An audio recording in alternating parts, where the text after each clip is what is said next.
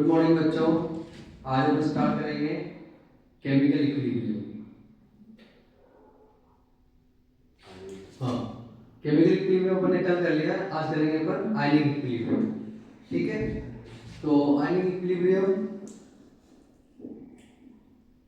Start करते हैं। इसमें मैक्सिमम पोर्शन जो है आपका न्यूमेरिकल पोर्शन है, इस चीज का ध्यान रखें। थ्योरी बहुत कम है इसमें। Acid base concept of pH पूरा उसी पे कंसंट्रेट है मामला। ठीक है, चलो स्टार्ट करते हैं ionic equilibrium. Introduction means ions अगर ब्रेक होंगे तो ही इक्विलिब्रियम स्टेबलिश होगा, और आयंस के लिए ब्रेक होने के लिए उसके जो ऐसे सब्सटेंस जो कि पानी में डालने और टूट जाते हैं, उन्हें इलेक्ट्रोलाइट छोड़ते हैं। अब इलेक्ट्रोलाइट टू टाइप्स होते हैं, एक जल्दी टूटने वाला और एक देरी से टूटने वाला। तो जो जल्दी टूट जाता है, पानी में डालने से ही जल्दी टूट जाता है, स्ट्रॉन्ग इलेक्ट्रोलाइट कहलाता है, और जो पानी में डालने पर नहीं टूटता है वो वीक इलेक्ट्रोलाइट कहलाता है, धीरे धीरे टूटता रहता है। ठीक है, तो उसमें क्या आएंगे, इसमें जो स्ट्रॉन्ग है उसमें सारे स्ट्रॉन्ग एसिड बेस सॉल्ट सारे आएंगे, इधर आएंगे सारे वीक। ठीक, अब वापस से एसिड और बेस किसे कहते हैं उसकी डेफिनेशन पे चलेंगे अपन। तो तीन साइंटिस्ट आए इसमें, आर्रेनियस, ब्रोंस्टेड, लोरी एंड लुईस। तीन साइंटिस्ट आए, तीनों ने अपना अपना कंसेप्ट दिया, और फिर कहते हैं फिर मेजर करेंगे पीएच।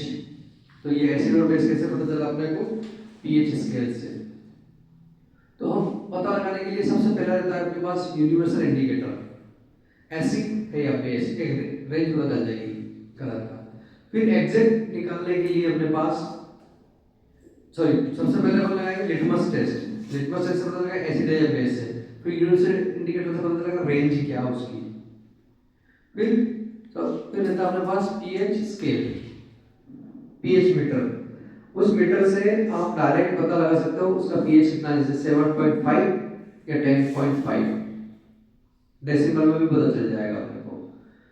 फिर इसके ऊपर पीएच कैलकुलेट करने के लिए फॉर्मूले जो सबसे ज्यादा इसमें दे रखे हैं अपने को। पीएच में भी वापस जितने टाइप के एसिड है तो उन टाइप के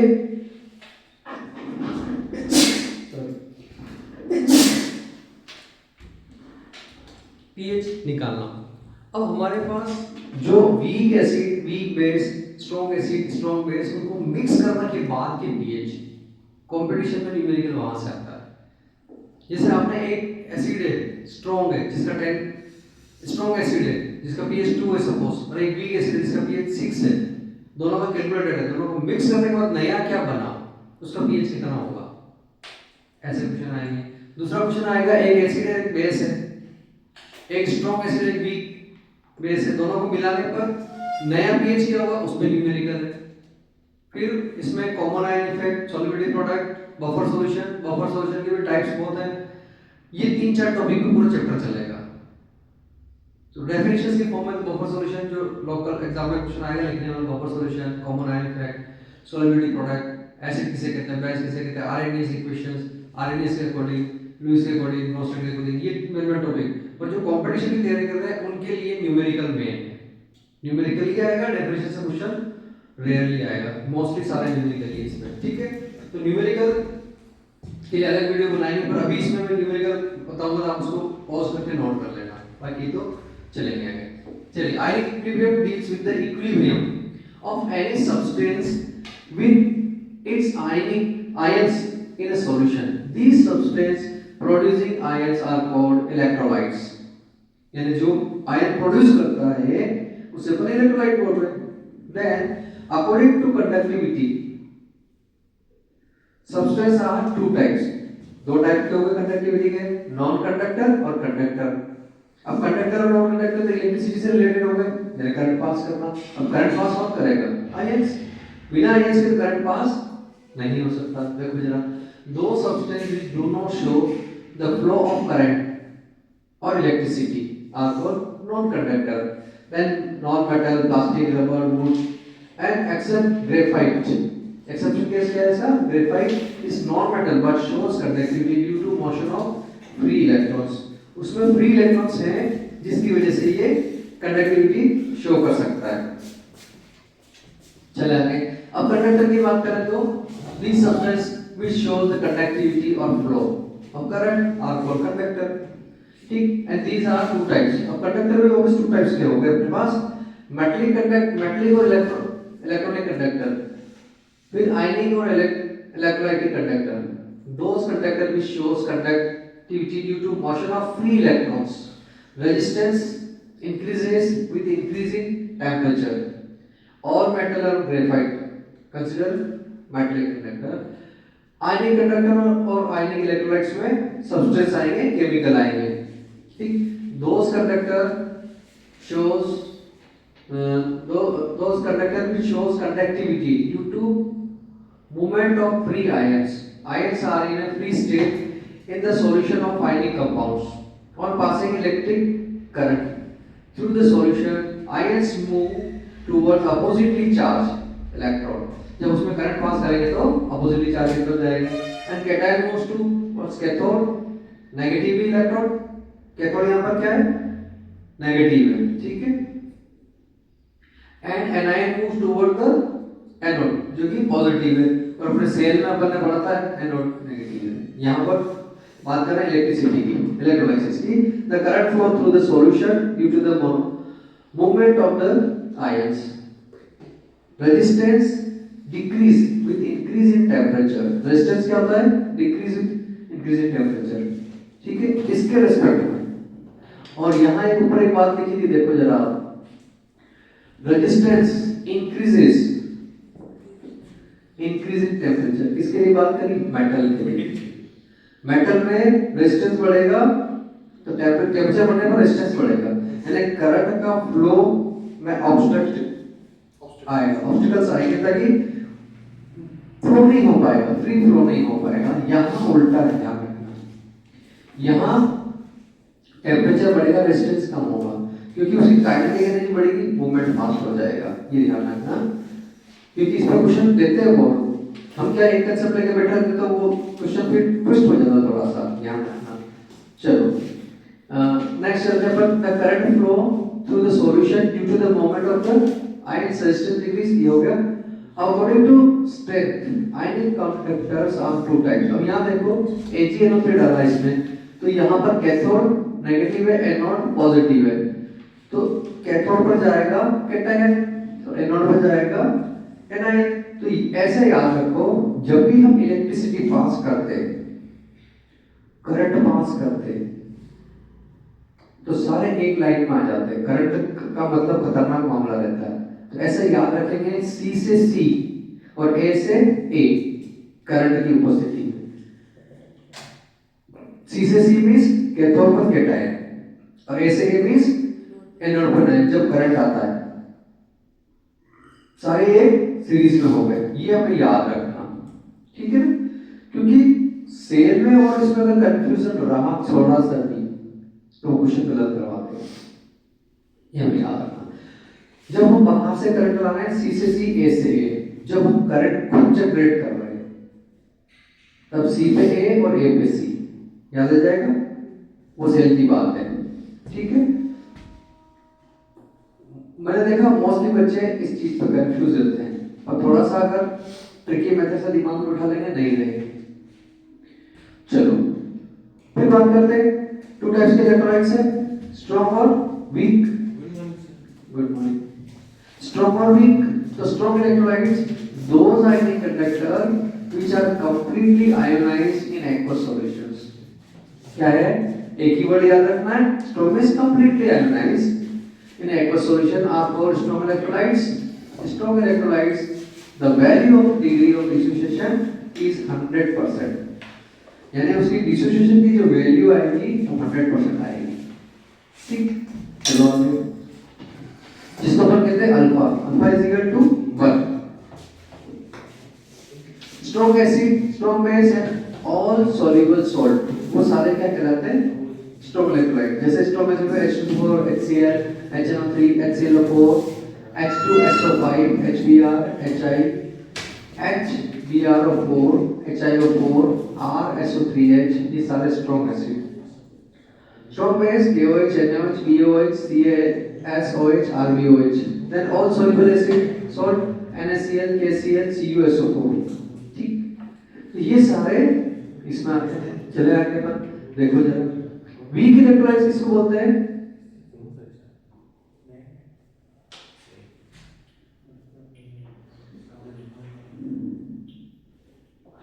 वीक इलेक्ट्रोलाइट्स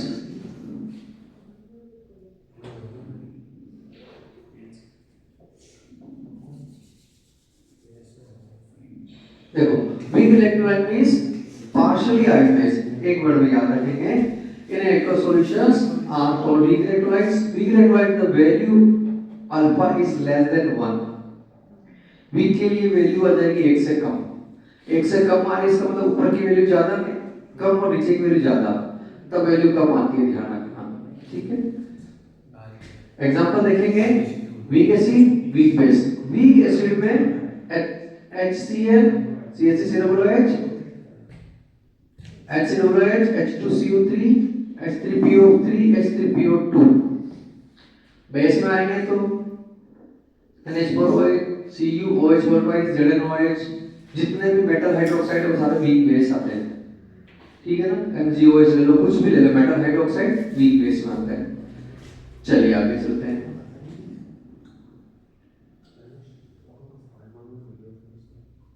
फिर डिग्री ऑफ डिसोसिएशन या आयोनाइजेशन, अगर इसकी बात करें तो कैसे निकालते हैं? Number of moles of dissociate, number of moles of taken initially. हमने लिए कितने, डिसोसिएट कितना हुआ है, उसका रेशियो जो है अल्फा कहलाता है। Alpha is degree of dissociation. इसके बिना पर पता लगाते हैं पर वो वीक है या स्ट्रांग है। ये थोड़ी सी एडवांस टेक्नोलॉजी है, ठीक है। चलो देखो जरा, when electrolyte is dissolved in a solvent, solvent ले रहे हैं H2O, यूनिवर्सल सॉल्वेंट कहलाता है, ठीक। And it spontaneously dissociate into ions and it may dissociate partially. Alpha is less than 1, so completely alpha is equal to 1. ये बात याद रखनी, क्वेश्चन आता है इस पे। Degree of dissociation alpha is electrolyte is fraction of moles of electrolyte that has dissociate under the given conditions, ठीक है। ये फॉर्मूला भी मैंने बताया आपको। नेक्स्ट चलते हैं, factor affecting the value of degree of dissociation. तो dilutions, temperature, nature of electrolytes, nature of solvent, इन 4 फैक्टर पर अफेक्ट करता है। तो जरा देखते हैं, डाइल्यूशन मतलब alpha direct proportional to under root v, ठीक। So dilution alpha increases, dilution बढ़ाएंगे अल्फा बढ़ेगा, अंडर रूट में, ठीक है। Temperature, on increasing temperature ionization increases, alpha भी बढ़ेगा उसके साथ, टेम्परेचर के साथ आयोनाइजेशन बढ़ता है वो भी बढ़ जाएगा। नेचर ऑफ इलेक्ट्रोलाइट स्ट्रांग है, वीक है। स्ट्रांग होगा तो 100% आ जाएगा, वो 100% से कम आएगा। Nature of solvent, dielectric constant mu of solvent increases then value of alpha increases. Dielectric की वैल्यू बढ़ेगी, अल्फा की वैल्यू बढ़ जाएगी। इस फैक्टर पर क्वेश्चन बनता है, ध्यान रखना। पीओ इंग्लिश में देखोगे क्वेश्चन मिल जाएंगे आपको, ठीक। जैसे H2O का डाइइलेक्ट्रिक कांस्टेंट कितना है 81, D2O 79, बेंजीन का 2.5, CCl4 0। अच्छा, CCl4 का 0 आया, ऐसा क्यों? पोलर है या नॉन पोलर है, या mu is equal to dipole moment 0 है। हाँ, सारे एक जैसे हैं, तो ये mu क्या है? डाइपोल मोमेंट इधर है। mu is equal to distance, charge into distance, charge into distance, that is called unit is d by dipole moment.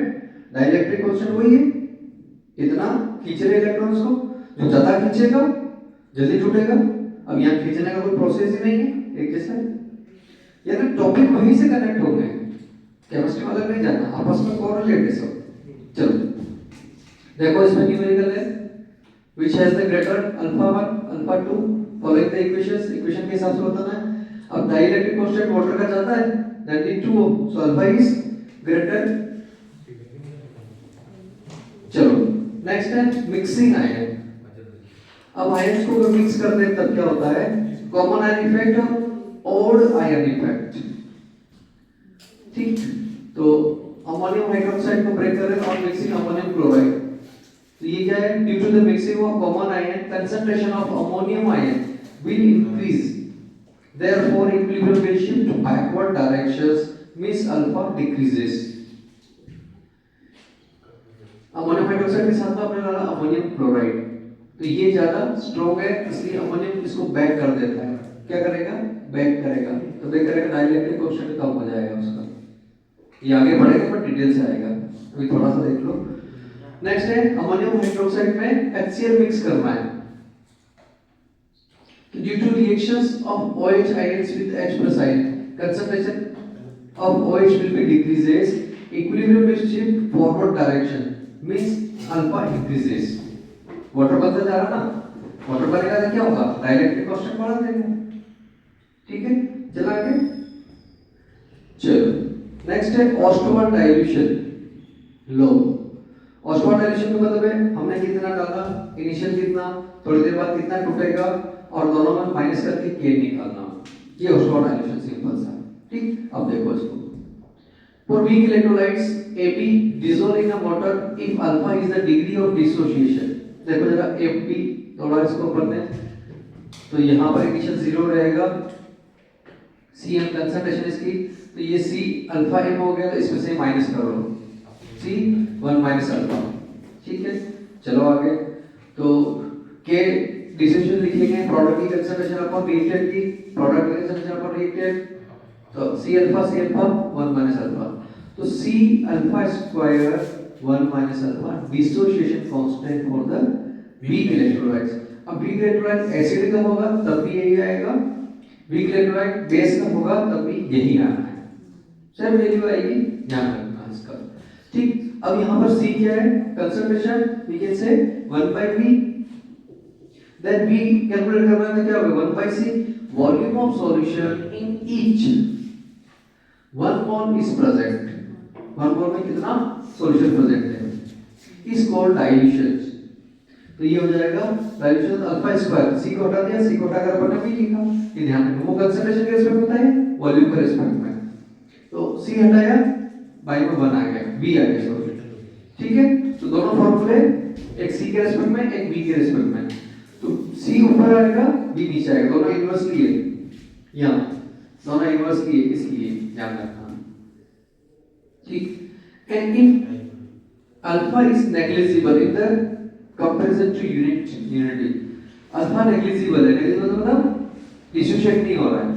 ठीक है, डिसोसिएशन कांस्टेंट, तो ये हो जाएगा 1 minus alpha is equal to 1, तो ये हो जाएगा अल्फा स्क्वायर C, और अल्फा निकालेंगे तो क्या हो जाएगा, dissociation constant divide by C, under root में आ जाएंगे दोनों, और V में आएगा क्या आ जाएगा, ये ऊपर आ जाएगा, C की जगह ऊपर आ जाएगा वॉल्यूम, ये ध्यान रखना है खाली। ठीक है, चलो फिर देखो, alpha inversely proportional to under root C, it means concentration increase तो अल्फा डिक्रीज हो जाएगा क्योंकि डाउन में, और इनफाइनाइट डाइल्यूशन, इनफाइनाइट डाइल्यूशन मतलब बहुत ज्यादा पानी मिला दिया आपने, इसका मतलब आयन बहुत दूर दूर हो जाएंगे, तो reaches its maximum value unity, तो ये अल्फा ये C धीरे धीरे धीरे धीरे कम होता होता होता होता बिल्कुल कांस्टेंट में चला जाएगा, कंसंट्रेशन बहुत ज्यादा बढ़ा रहेगा। ठीक है, चलो ये तो था इलेक्ट्रोलाइट्स की बात।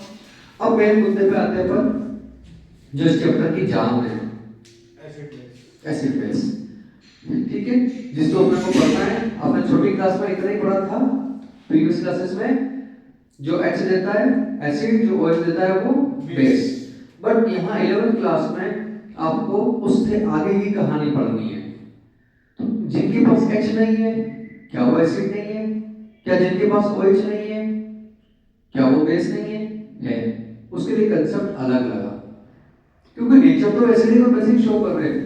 तो साइंटिस्ट आया वहां पर ब्रॉन्स्टेड एंड लोरी, फिर आगे आया लुइस। तो पहले आरएनएस वाला देख लेते हैं क्योंकि हमने आरएनएस को जानते हैं। ये टॉपिक आपके साइड 8th में भी था और 9th में, 10th में तो था एसिड का पूरा चैप्टर, ये 9th में था क्या, 9th में नहीं था, ये उसी सारे चैप्टर थे वहां। तो चलो RNS concept, RNS substance which gives H plus ion on dissolving in water, water पर डिसॉल्व करने पर H plus देता है, एसिड निकलेगा donor H plus donor HNO3 HCl4 HCl HI HBr H2O, उसके पास H होना चाहिए। टाइप्स ऑफ एसिड, अब जो H plus देने वाले भी अलग अलग, मोनोप्रोटिक, डाइप्रोटिक, ट्राइप्रोटिक या पॉलीप्रोटिक। ठीक, तो जरा देखो ये मोनोप्रोटिक कह रहे हैं, दूसरा नाम क्या सकते हैं मोनोबेसिक, बेसिसिटी की बात करें तो एसिड के लिए बेसिसिटी और बेस के लिए एसिडिटी, ये ध्यान रखना। क्यों? क्योंकि सामने वाले को कितने में न्यूट्रलाइज करेगा वो, जैसे होता ना एक नाम था 30 मार्क का मूवी थी, अक्षय कुमार। हाँ वो यार ये बहुत जल्दी बोला सरल से। अब यहाँ देखो उसमें क्या एक्चुअल में 30 मार्क का नाम एक पुराना एक स्टोरी है, उसको 30 मार्क का कहते थे, उसको क्या 30 मक्खियों को मार दिया उसमें ऐसे, तो लोग 30 मार्क का 30 मार्क का 30 मार्क का, उसको पता चला वो गांव का बच्चा 30 मक्खियों को मारा कर लिया, ऐसी कहानी है। तो ये जो काम करता है उसके नाम से पहचाना जाता है। तो एसिड क्या करता है, बेस को न्यूट्रलाइज करता है, इसलिए क्या कहते हैं बेसिसिटी। इसलिए मैं कनेक्ट कर रहा हूं आपको, ये याद रखने के लिए, ठीक है। चलो तो gives H plus ion single, ये 2 और ये 3। तो एग्जांपल दे रखे, ध्यान रखना इसके HA H2A H3A H3PO4, ठीक है। एग्जांपल याद रखेंगे अपन। Then Arrhenius base, substance which is release OH ion hydroxyl ion in a water, OH donor is called base। Types देखेंगे मोनोहाइड्रोक्सी या फिर मोनोएसिडिक, डाइहाइड्रोक्सी, डाइएसिडिक, ट्राइहाइड्रोक्सी, ट्राइएसिडिक। ठीक, चलो आगे। Gives single OH ion, 2 OH ion, 3 OH ion, example ये जिसके पास जितना OH ion, then strength of acid base. अब अगर इसकी स्ट्रेंथ पता करेंगे तो कैसे आएगी, strength of acid base depend on the extent of its ionizations, hence equilibrium constant Ka or Kb respectively of the following equilibria gives a quantitative measurement of the strength of acid or base। ठीक, उसके acid और base का पता करेंगे अपन, इतना दे रहा है तो ये HA gives the Broderick solution of reagent की dissolution of ion Ka निकल जाएगा, सिमिलरली बेस के लिए आएगा Kb निकल जाएगा, ठीक है। Large value of Ka and Kb stronger the acid और base, direct proportional Ka Kb acid base का कैसे, ये यहाँ लिखा हुआ है इसके डायरेक्ट प्रोपोर्शनल का, और ये इसके इनवर्सली है, तो ये जितना ज्यादा टूटेगा उतना ज्यादा Kb बढ़ेगा, Kb बढ़ेगा तो बेस बढ़ेगा। ऐसा ही एसिड के साथ भी है। ठीक, चलो यहाँ तक समझ में आ गया। तो अगला चलते हैं अपन ब्रोंस्टेड क्लोरी। ब्रोंस्टेड क्लोरी क्या कहता है, Bronsted क्लोरी concept conjugated acid, conjugated में हिंदी में कहते हैं उसको सहयोगी, कपल, टूटने के बाद उसका कौन सा जोड़ा बना, जोड़े वाला एसिड, ऐसे सोचेंगे तो देखो जरा। Acid substances which donate H plus ion are Bronsted Lowry acid, यानी H को डोनेट करें तो क्या कराएगा Bronsted Lowry acid। Base substance which is accept H plus ion, यानी proton acceptor, proton donor, proton acceptor, तो Bronsted Lowry base कहलाएगा। ठीक, चलो आगे। अब यहाँ पर जैसे अपन ने लिया ये HCl ले लो या H ले रखा है, तो ये प्रोटॉन देगा तो ये क्या करेगा, लेगा, जो देगा वो एसिड, जो लेगा वो बेस। तो इस तरह से ये यहाँ पर Hb बन गया, ये X माइनस बन गया। अब उधर जाने के बाद की कंडीशन क्या हुई वो देखेंगे। तो Hb प्लस बन गया तो ये कॉन्जुगेटेड एसिड बन, अब ये क्या डोनेट वाली कंडीशन में आ गया और ये किसी कंडीशन में गया एक्सेप्टर वाली कंडीशन में। तो यहाँ HX एसिड था, इधर कन्वर्ट होकर के ये कॉन्जुगेटेड बेस में बदल गया। तो यहाँ डोनेट किया इसने, डोनेट करने के बाद ये चला गया, एस चला गया, तो H के ये X माइनस रह गया खाली, तो कॉन्जुगेटेड बेस बन गया। तो इसको कहते हैं कॉन्जुगेटेड कंडीशन। ऐसे। तो ये कॉन्जुगेट पेयर्स है, तो बनेगा ना जितने पेयर्स है उसके हिसाब से ऐसे, ठीक है क्या? तो इस तरह से अपने को देखना है इनको। तो कॉन्जुगेटेड एसिड, कॉन्जुगेटेड बेस, ठीक है। चलो फॉरवर्ड रिएक्शन, बैकवर्ड रिएक्शंस। तो फॉरवर्ड रिएक्शन कैसे होती है, बैकवर्ड रिएक्शन कैसे होती है, वो देखना अपने को। तो देखो, so here HX being proton donor is an acid, B being proton acceptor is base। तो ये इसकी फॉरवर्ड रिएक्शन है। इधर फॉरवर्ड रिएक्शन के भी यहाँ पर एक एसिड एक बेस। बैकवर्ड के हिसाब से देखेंगे तो here HB being proton donor और X is proton acceptor, इस तरह से चलेगा। तो एसिड और बेस, यानी बैकवर्ड में चलेंगे तो कहानी इधर से चालू हो जाएगी, ये एसिड हो जाएगा वो बेस हो जाएगा। फॉरवर्ड में चलेंगे तो इस तरह से। तो कॉन्जुगेटेड बेस को समझना अपने को। अब यहाँ देखो, ये इन्होंने इस तरह से दिया है, जैसे HCl वाटर के साथ जाएगा, यहाँ एसिड है, ये H देगा तो ये गेन करेगा, कन्वर्ट हो जाएगा H3O+, तो ये H3O+ बन गया और वो Cl-। तो ये एसिड था, ये बेस है, ये बेस इधर जाकर के कॉन्जुगेटेड एसिड और ये कॉन्जुगेटेड बेस में कन्वर्ट हो गया, ठीक है क्या? चलो दूसरा देखो, HSO4 एसिड है, एक H पहले से निकल चुका है इसका, HSO4 है, ठीक। और ये है NH3। तो अगर ये H लूज करेगा तो NH4 में कन्वर्ट हो जाएगा, तो ये SO4 2 माइनस में, तो NH4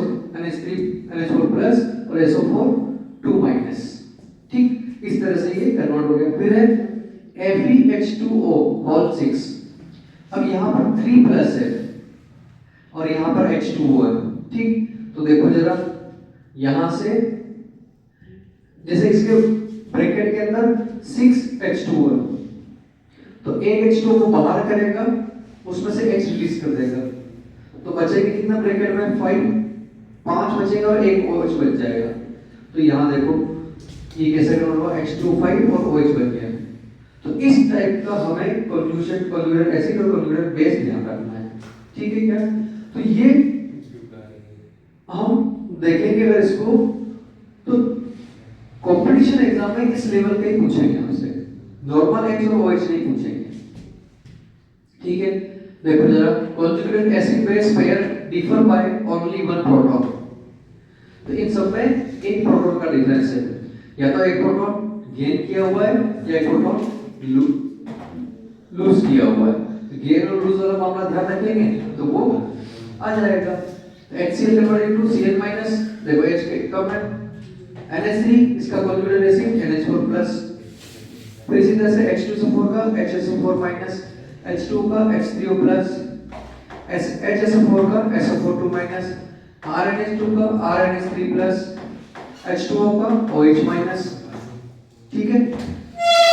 तो इस तरह से अब बात करते हैं पर एम्फोटेरिक मींस बीच की कंडीशन, जो एसिड भी बना सकता है बेस भी बना सकता है। ऐसा कब होगा जब इसके पास 2 प्रोटॉन हो, एक प्रोटॉन होगा तो ये कंडीशन नहीं आएगी। क्वेश्चन यहीं से पूछते हैं, जैसे water shows amphoteric, the substance which is act as acid as well as base, ठीक है। देखो जरा आगे, तो ये इस तरह से HCl H2O के साथ तो बेस की तरह बिहेव कर रहा है, NH3 के साथ आएगा तो एसिड की तरह बिहेव कर देगा, ठीक। चलो आगे, फिर classification of Bronsted Lowry acid base. तो ये मॉलिक्यूलर कैटायनिक और एनायनिक के बिहेव पर, तो Bronsted Lowry acid and base molecular cationic और एनायनिक। तो मॉलिक्यूलर में ये सारे आ जाएंगे, वो उसके बेस हो जाएंगे। फिर कैटायनिक में जिनके सबके पास प्लस चार्ज है वो सारे, और जिन सबके पास इधर भी प्लस चार्ज है देखो, बट OH है इनके पास, ठीक है। अब यहाँ देखो एनायनिक में HS HSO3, ये चार्ज इंपॉर्टेंट है, आपके वहां लिखे हुए पर अलग अलग है, अब यहाँ पर एक साथ लिखना है इसको, HSO3 H3PO4 HSO4-, HClO-, HCO3-, HPO4-, ऐसे ये सब अपने को ध्यान रखते हैं, Cl Br OH HSO4-, इस तरह से। तो ये इनको याद रखना, वहां पर एक लेकर के कॉमन, तो पक्का मान के चलो एक क्वेश्चन जो आएगा आपका एमसीक्यू का बनेगा 101% इस चार्ट से बनेगा। तो ये चार्ट आपके लिए इंपॉर्टेंट है, ध्यान रखना, नोट कर लेना इसको, वेरी वेरी इंपॉर्टेंट। चलो लुईस एसिड सब देखें। एसिड में क्या है, यहां पर lone pair donor, lone pair acceptor, इस तरह से अपने को याद रखना है। Lewis base lone pair donor, Lewis acid lone pair acceptor. अब यहां पर एग्जांपल से क्वेश्चन बनेंगे, डेफिनेशन आपसे कोई पूछना नहीं वहां पर। तो देखो जरा, इलेक्ट्रॉन डेफिशिएंट मॉलिक्यूल्स जिनके पास पहले से इलेक्ट्रॉन कम है तो वो क्या करेंगे, ये तो ये BF3 AlCl3 एटसेट्रा। कैटायनिक में H+, Fe2+, Na+, ये सारे एसिड कहलाएंगे। With vacant orbital SF4 BF4, इस टाइप के क्वेश्चन आते हैं जिसमें पता भी नहीं चल रहा चार्ज का। Base, a base is any molecule ion which has a pair of electrons which can be donated। The molecule lone pair, जिसके पास lone pair है, यहाँ NH के पास दो इलेक्ट्रॉन है, दो इलेक्ट्रॉन यहाँ पर 4 इलेक्ट्रॉन है एक्स्ट्रा में। फिर एनाइंस में OH H-। तो ये जो है इनसे पूछेंगे अपने से, इनमें से कौन सा लुईस एसिड है, कौन सा बेस है। तो एग्जांपल याद रखेंगे तो हो जाएगा क्वेश्चन। चलिए नेक्स्ट है प्रॉपर्टी ऑफ वाटर। थोड़ा सा वाटर को समझेंगे। एनसीईआरटी में एनर्जी दे रखा है, वाटर को अगर अपन प्लेन कर रहे हैं, मोलर कंसंट्रेशन ऑलरेडी, वाटर की ऑलरेडी कितनी है, number of moles divide by litre 1000 बाय 55.55। 11th क्लास में पूछते हैं पक्का, फिलिंग द ब्लैंक्स है, एमसीक्यू मांगता है। ठीक, 55.5 m ये डेंसिटी कहलाएगी ग्राम पर CC. Ionic product of water वो निकालेंगे अपन अकॉर्डिंग टू आरएनएस H2O को निकालेंगे 10⁻⁻14। ठीक है ना, क्योंकि 7 इसका और 7 इसका दोनों मिलाकर के 14 हो गए। एक एसिड है एक बेस है तो 14 हो जाएगा। 825 किसी एक्सपेरिमेंटल वैल्यू। ठीक, दूसरा है dissociation of water is endothermic. Water को तोड़ना कैसे करते हैं, endothermic, and so on increasing temperature AW increases. Next है degree of dissociation of water. H2O gives H+ of OH ion। Alpha is equal to decrease in concentration initially, concentration कितनी ली initial और कितनी डिक्रीज हुई है। 10⁻⁻7 divide by 55.5 तो ये हो जाएगा 18.-10। तो इसको लिख सकते हैं 1.7 into 10⁻7%। परसेंटेज में लिखेंगे तो -7 आ जाएगा, ये याद रखना। ठीक है, डिसोसिएशन ऑफ आयनेशन कांस्टेंट, ये था डिग्री ऑफ डिसोसिएशन कांस्टेंट, ये dissociation of ionisation constant of water. तो K Kb के फॉर्म में K और Kb दोनों लिख सकते हैं इसके लिए, और इसकी वैल्यू है 1.6 10⁻60। H2 से डिवाइड कर रहे हैं इसको, और इसके Pk और Pkb ले रहे हैं, यानी इसको log के फॉर्म में कर ले रहे हैं। तो Pka और Pkb माइनस log 1.8 10⁻60 और 60 minus 1 log 1.8 into 1.8 is equal to 15.74। ये डायरेक्ट वैल्यू याद रख लेना, क्वेश्चन में डायरेक्ट आएगी, कैलकुलेशन करने के लिए डायरेक्ट याद रख लो उसको। तो फिर है न्यूमेरिकल, इसके ऊपर एक न्यूमेरिकल ये है डिग्री ऑफ डिसोसिएशन पर। फिर दूसरा question simple question, calculate ionic product H2O at 50 degree C। एक आधी लाइन का क्वेश्चन, पर आ जाए तो ठीक है, नहीं आए तो सुबह से शाम हो जाती है। डेल से रखा है, लोग वैल्यू रख करके आंसर निकालना है इसका। नेक्स्ट देखो न्यूमेरिकल। फिर है acidity and pH scale. Main topic ये है इसका, पीएच स्केल बहुत डीप दे रखा है अपने को, यहाँ पर ध्यान रखना। और मैंने इसके क्वेश्चन जब करवाए थे आपको बहुत ज्यादा डीप करे थे पीएच के, तो वो सारे क्वेश्चन ध्यान रखना। ठीक है, acidic strength mean the tendency of an acid to give H3O+ और H+ ion in a water, यानी कितने दे रहे हैं उसकी टेंडेंसी बात कर रहे हैं। The greater the tendency to give H+ ion more will be acidic strength of the substance. जितने ज्यादा देगा उतने एसिडिक स्ट्रेंथ आ जाएगी। Basic strength means the tendency of base to give OH ion water. ठीक, the greater tendency to give OH ion means basic strength उसकी उतनी ज्यादा हो जाएगी। ठीक है, अब वही स्ट्रॉन्ग और वीक अपन देखेंगे आगे। फिर the concentration of HIN is written in simplified from introducing by Sorensen. तो ये इसके दिया किसने? सोरेनसन, ये नाम याद रखना, ठीक। देन pH इज डिफाइंड, तो ये pH का फार्मूला है negative logarithm of activity of H plus ion, ये शॉर्ट डेफिनेशन है। तो where AH is the activity of H plus ion, इसको अपन कंसंट्रेशन के रेस्पेक्ट में भी लिख सकते हैं। तो देखो कंसंट्रेशन के रेस्पेक्ट में the activity of H plus ion, the molar concentration of degree of H plus ion, H3 plus, इस फॉर्म में भी लिख सकते हैं उसको। ion in a dilute solution but unitless, इसी को यूनिट नहीं है ध्यान रखना, ठीक है। देखो pH is equal to -9 H plus ion और कितना आता है 7 और pH भी कितना होगा 7 फॉर वाटर, और दोनों को मिला देंगे कितना आ जाएगा 40, तो जो उसका न्यूट्रलाइज की बेस पे आ जाएगा। नेक्स्ट देखो pH और pH दोनों बराबर हो गए न्यूट्रल, और अगर pH 7 से कम है और pOH भी 7 से ज्यादा है तो वो क्या कहलाएगा एसिडिक। pH 7 से ज्यादा है और pOH 7 से कम है तो वो कहलाएगा बेसिक। और टेम्परेचर मेन है, ध्यान रखना एट 25 डिग्री सी, जिसको हम क्या मानते हैं रूम टेम्परेचर, ठीक। देखो जरा इधर ये स्केल है उसका 0 to 7, 7 to 40, तो 7 से नीचे क्या कहलाएगा एसिड, 7 से ऊपर क्या कहलाएगा बेस, ठीक। और एग्जैक्ट 40 की बात करेंगे तो स्ट्रॉन्गेस्ट बेस, 0 की बात करेंगे तो स्ट्रॉन्गेस्ट एसिड, और एग्जैक्ट 7 पाएगा तो न्यूट्रल। ऐसे याद रखेंगे इसको। तो सबसे इजी क्वेश्चन तो ये बनता है pH लेकर के अपने से पूछें। फिर है pH calculation of the different type of solutions. Strong acid solution, strong acid है इसका मतलब H प्लस ज्यादा दे रहा है, तो किधर आएगा उसकी वैल्यू 0 की तरफ।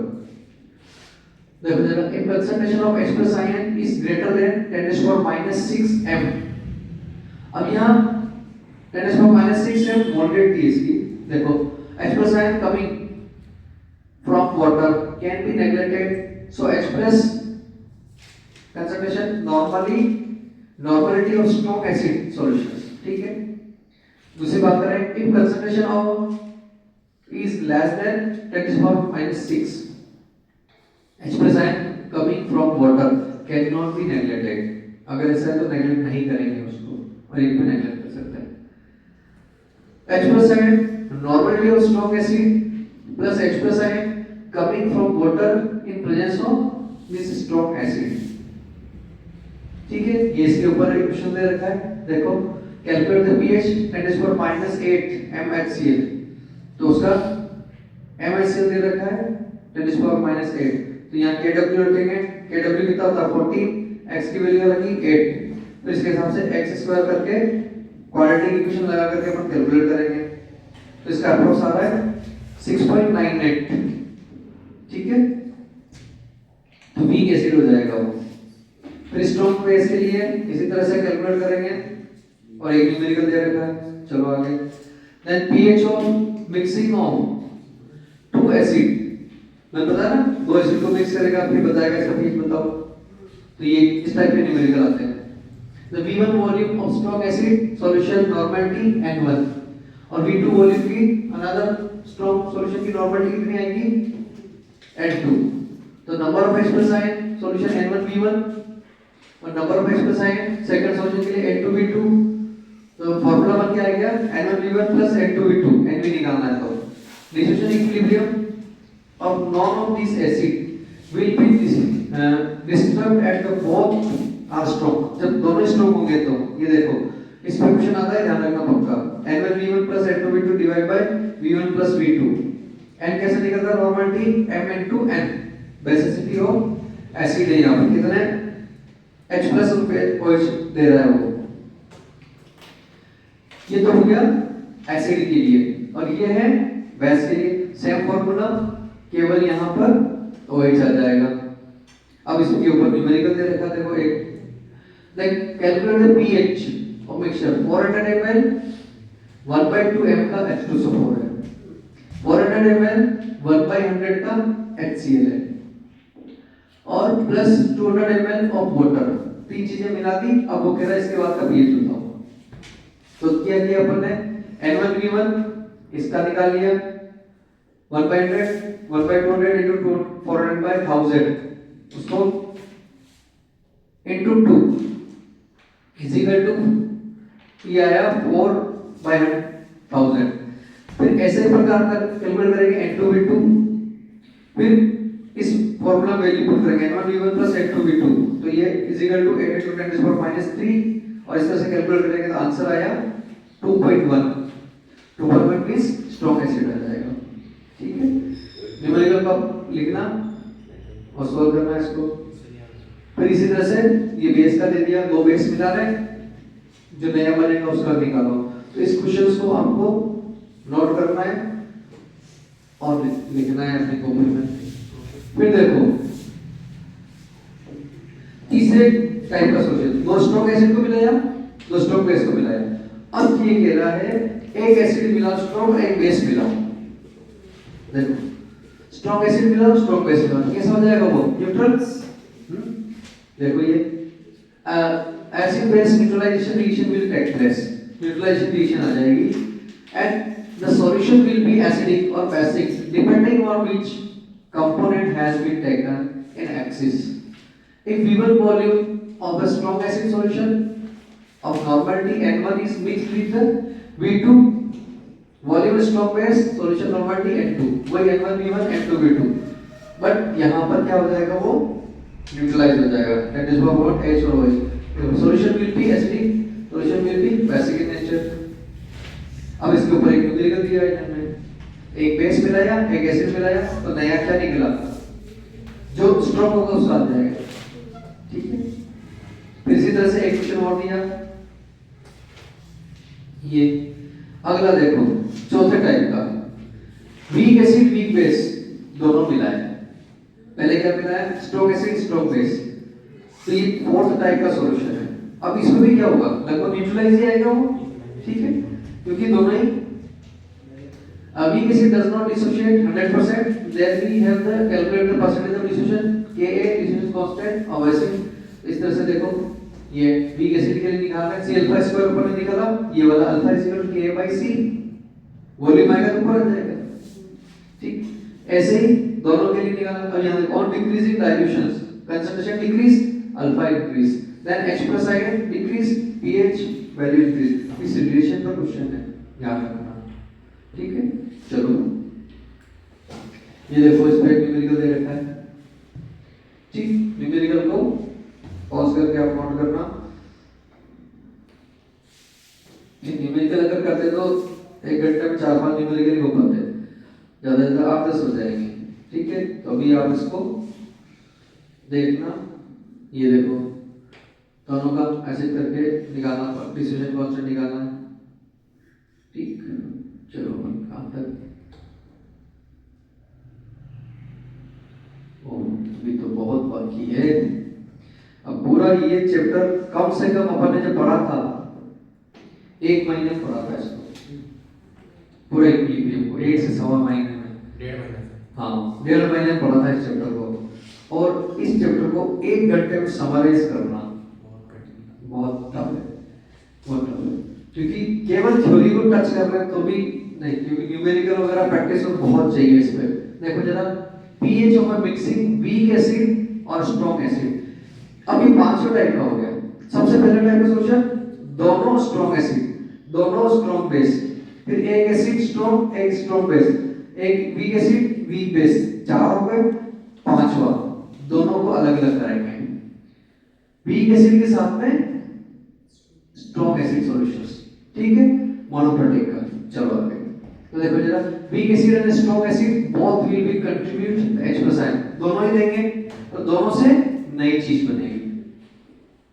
For the first approximate we can neglect the H+ ion coming from the weak acid solutions and calculate the pH of the solution from concentration of the strong acid only.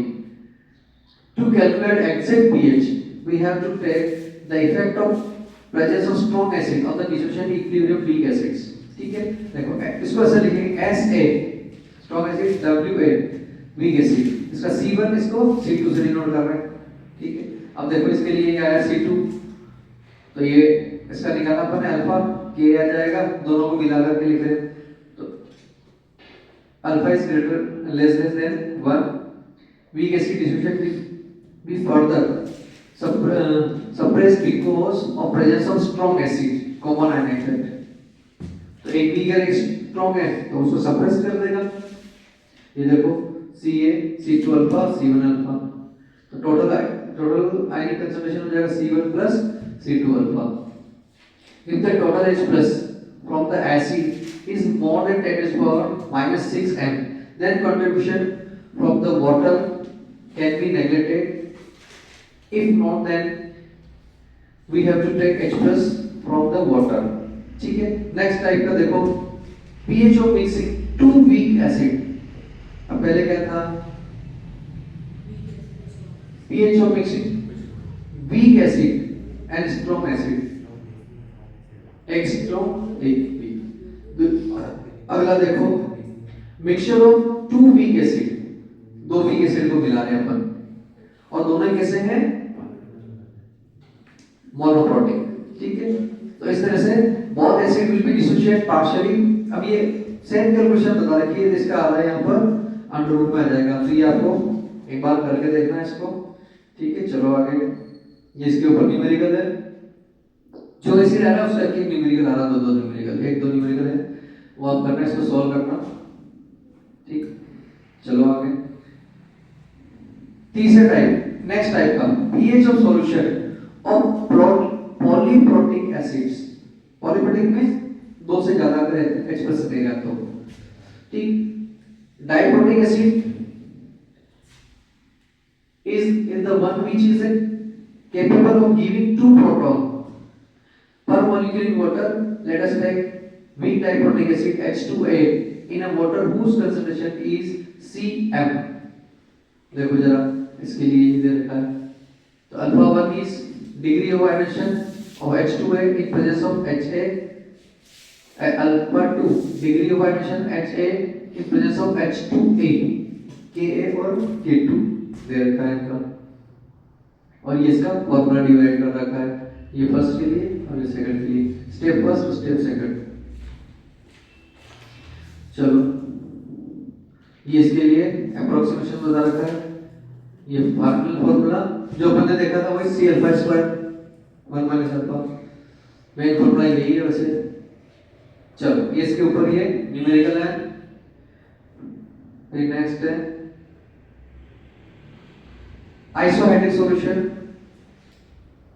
solution of electrolytes are said to be isohydric if concentration of the common ion present in them is same. On mixing such solutions there occurs no change in the degree of dissolution of either of the electrolytes. Let us the isohydric solution is made by Ha1 और Ha2 acids, दो type के acid है, both acidic acid should be equal, under root KaC1 is equal to under root Ka2C2, दोनों के लिए बात कर रहे हैं, ठीक है। चलो कॉमन आयन इफेक्ट दोनों में अगर सेम है इस तरह से। Next relative strength of week acid and base,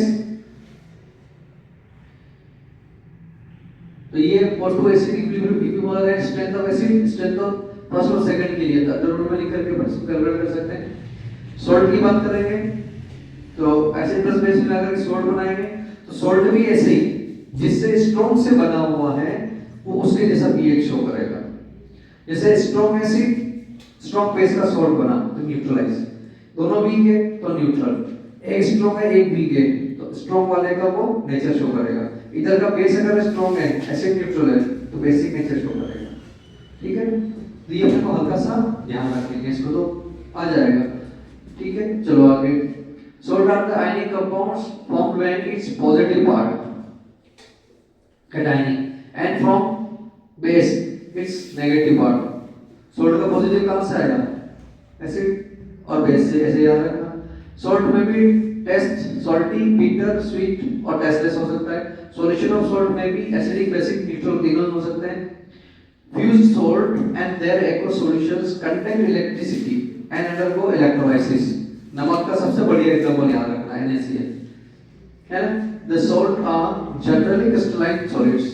ठीक है, क्लासिफिकेशन ऑफ सॉल्ट देखो, normal salt, acidic salt, basic salt. Acidic कौन सा? इसमें स्ट्रॉन्ग एसिड है। बेसिक मींस स्ट्रॉन्ग बेस है। और नॉर्मल का मतलब है दोनों स्ट्रॉन्ग है या दोनों ही वीक है। ठीक है, एग्जांपल आपको याद रखना है, डेफिनेशन शॉर्ट में मैंने बता ही दिया आपको।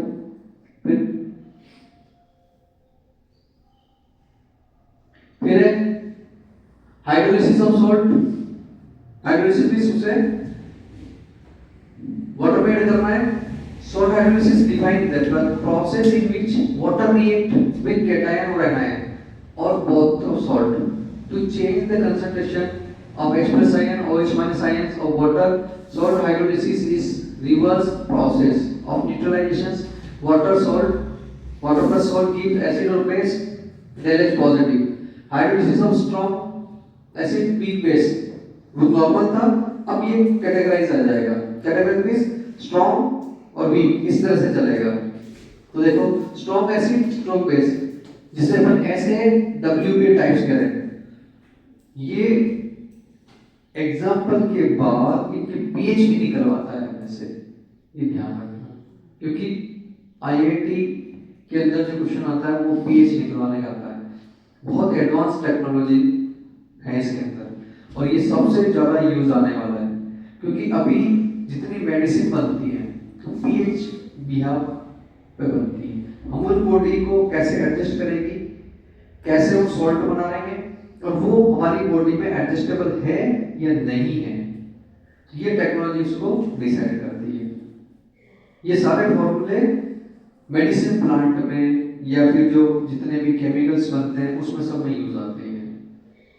क्योंकि अगर उसका पीएच चेंज हो गया, आपने कितनी बढ़िया दवाई बना दी, मेडिसिन बना दी, वो अगर ह्यूमन बॉडी को एडजस्ट नहीं कर रही, वहां पर एडजस्ट नहीं हो रही, तो कोई मतलब नहीं उसका।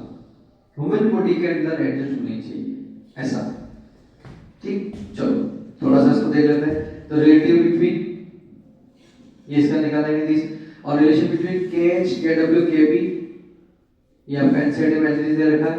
बेस के साथ में आ जाएगा KH, weak acid, weak base के लिए KB और दो उसके लिए एसिड। तो ये इसका रिलेशन है, KH * KB = KW, और यहाँ पर KA भी आ सकता है। तो degree of hydrolysis represented by H, तो ये KH में दिखा रहे हैं पर इसको, वो अल्फा था तो यहाँ H हो जाएगा, ये हाइड्रोलिसिस के रिस्पेक्ट में, और वो डिफ्यूजन को। ठीक है, चलो पूरी कहानी अल्फा की H में कन्वर्ट हो गई। तो ये pH of the solution, pH कैसे निकालते हैं?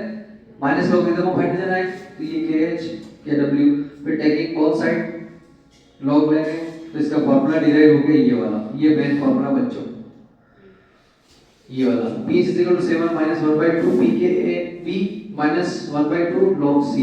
ये आपके नोट्स में सब में लिखे हुए फार्मूले ध्यान रखना। और फिर मैंने ब्रैकेट भी बनवाया था, देखो आप इसको, इसके ऊपर न्यूमेरिकल है, फिर अगला न्यूमेरिकल 2.1। ठीक, नेक्स्ट है hydrolysis of weak acid strong base. तो देखो example NaCN, KCN, K2CO3, PaCO3, इस तरह से in this type of solution anion react with the water, therefore the called anionic hydrolysis। ठीक, फिर यहाँ पर वो Kb था, अब यहाँ पर Ka आ गया एसिड के हिसाब से। ठीक है, देखो जरा ये पूरी कहानी उसके रिस्पेक्ट में आ जाएगी, Kb के रिस्पेक्ट। देखो यहाँ पर Kb की जगह A आ गया, KH = KW/Ka।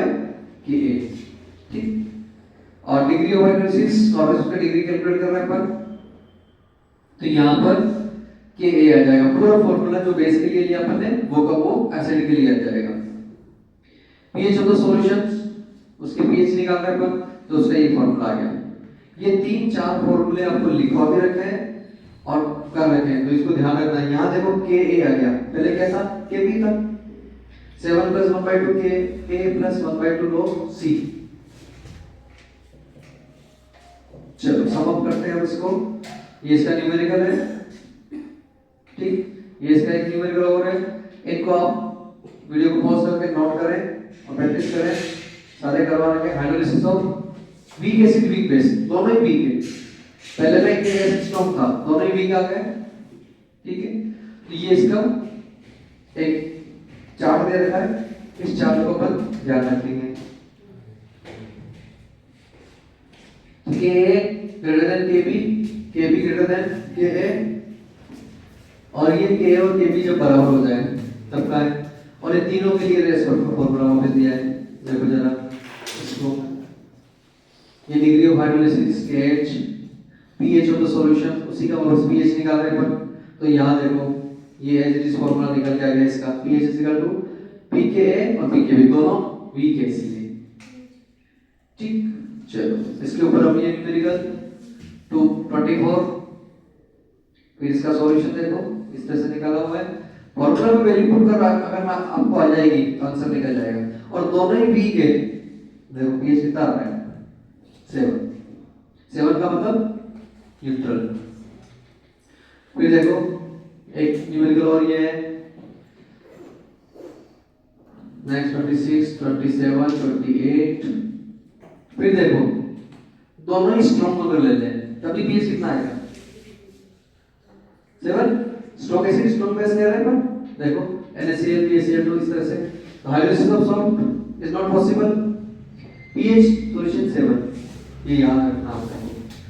फिर हाइड्रोलिसिस ऑफ एम्फोटेरिक, दोनों टाइप के अगर हैं तो ये इसके लिए एम्फोटेरिक कौन से NaCO3 NaHS, ठीक। तो ये इसके लिए pH इस तरह से कैलकुलेट करेंगे। 29 इसका न्यूमेरिकल देखो इसके ऊपर दे रखा है। फिर बफर सॉल्यूशन फटाफट से देखते हैं। तो ऐसा सॉल्यूशन बफर, जैसे अपने नॉर्मल वाटर लिया, एक ड्रॉप अगर एसिड ऐड करी तो पूरा मीडियम एसिडिक, नॉर्मल वाटर में एक ड्रॉप बेस ऐड किया तो पूरा बेसिक। पर बफर सॉल्यूशन ऐसा है, ऐसा सॉल्यूशन जिसमें 1-2 ड्रॉप अगर एसिड की ऐड करेंगे तब भी उसका pH चेंज नहीं होना, एडजस्ट हो जाएगा वो। और सबसे बढ़िया एग्जांपल है अवर ब्लड इज बफर सॉल्यूशन, हमारे pH को एडजस्ट कर लेता है। ठीक है क्या? अब देखो जरा यहाँ पर a solution that resists change in pH को क्या करता है, रजिस्ट कर देता है। and the value upon addition of small amount of strong acid or base, or when solution is diluted is called the buffer solutions, यानी थोड़े से pH एसिड को और बेस को डाइजेस्ट करता है। ठीक है, तो types of buffer, simple buffer, mix buffer. Simple buffer देखो, the salt weak acid and weak base in a water, जैसे CH3COOH4 दोनों ही वीक है। ठीक है, तो इसका एग्जांपल दे रखा है। फिर ये इसको ब्रेक करके बता रखा और इसका pH निकालने का फॉर्मूला ये है। फिर मिक्स बफर, इसमें एसिडिक बफर कह रहे हैं, स्ट्रॉन्ग एसिड डाल देंगे अपन। ठीक है, तो ये एसिडिक बफर है। Acidic buffer solution consists of solution weak acid and its salt strong base, ठीक। and the best known example is a mixture of solution acidic acid and salt is sodium acetate, ऐसा ऐसा क्या कहलाएगा, हाँ acidic buffer. चलिए आगे चले, example दे रखा है। फिर है acidic buffer solution, Henderson equation जिसको कह रहे हैं अपन। तो ये बफर की सॉल्यूशन के रिस्पेक्ट में जो इक्वेशन निकल गया है, ये वाली equations, initial concentration, this equation known as a Henderson-Hochblanch equations, pH pKa plus log salt by acid। ये इक्वेशन याद रखनी है और नोट करके रखना, आपके नोट्स में सारी चीजें हैं ये सब। चलो आगे इसका एग्जांपल दे रखा है, क्वेश्चन न्यूमेरिकल नंबर 30। तो अभी तक की शीट में 30 न्यूमेरिकल आए, ठीक। चलो ये इसका न्यूमेरिकल आंसर 31, 32,